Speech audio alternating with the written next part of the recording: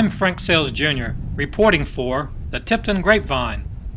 With the summer season starting, we are in Deerfield Beach in South Florida, talking to an ocean rescue professional to get some safety tips for those of us heading into the water at the beach this summer.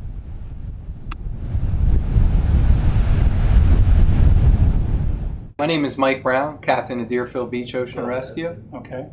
And what kind of safety tips would you give beach goer this summer? Okay, first safety tip I would give to ocean goers is when you always swim in front of a lifeguard, go to a guarded beach.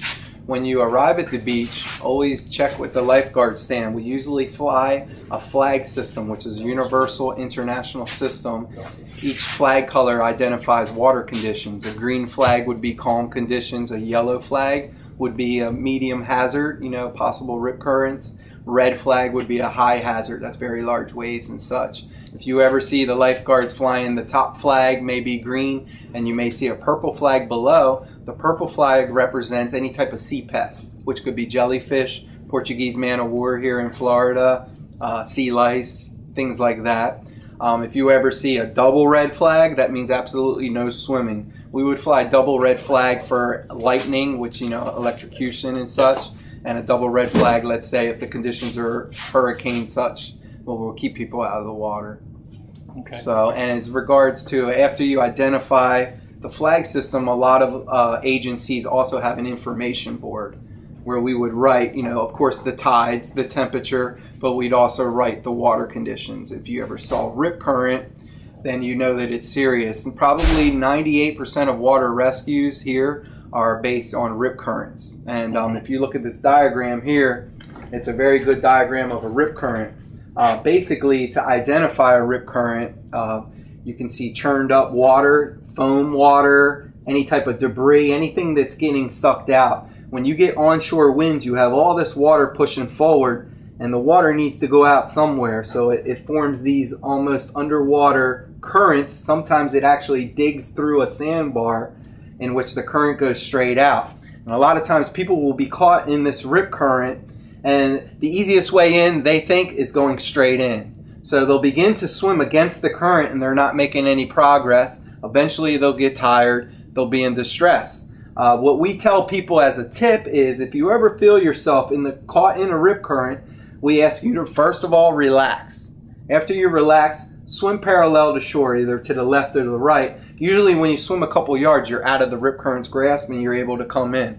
Sometimes in a lifeguard's case, it'll be beyond that point where someone's exhausted and tired, and usually we can identify it happening. We'll try to be proactive and whistle them out of the rip currents, but if we do go in, that's when we go in for our rescues.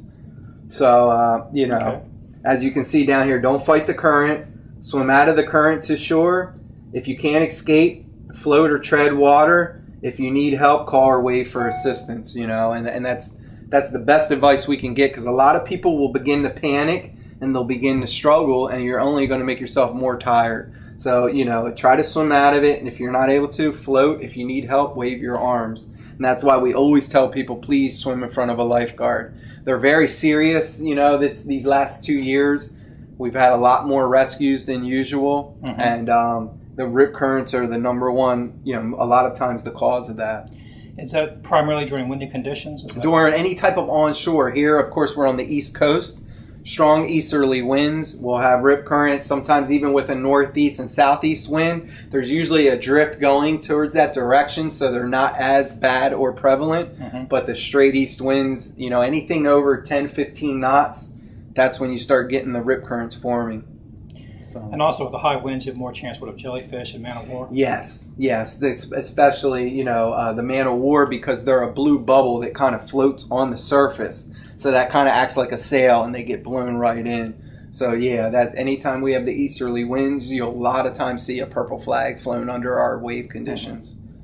So. And what you recommend is that people do try to swim where there are lifeguards. Absolutely. Always swim near a lifeguard, because even if you're the best swimmer in the world, things can happen. You can get a cramp.